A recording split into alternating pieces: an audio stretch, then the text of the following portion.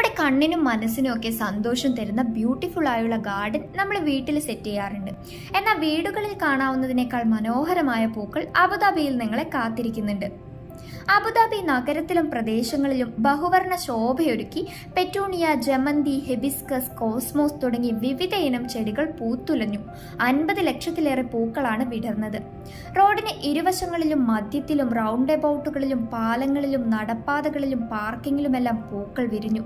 Winter സീസണിൽ മാത്രമായി 54,84,063 പൂച്ചെടികൾ നട്ടുപിടിപ്പിച്ചതായും വേനൽക്കാലത്തേക്ക് കൂടി കണക്കാക്കിയാൽ 1 കോടിയിലേറെ വരുമെന്നും മുനിസിപ്പാലിറ്റി അറിയിച്ചു.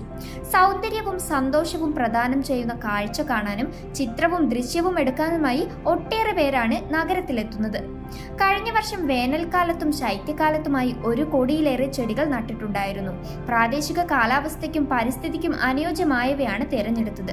പൂക്കൾ പറിച്ചെടുത്താൽ 500 ദിർഹമാണ് പിഴ. അപ്പോൾ പൂക്കൾ പറിക്കാതെ ആസ്വദിച്ചും സംരക്ഷിച്ചും മുന്നോട്ട് പോയാൽ ഇനിയും ഏറെ കാലം ഈ ഭംഗി ആസ്വദിക്കാം.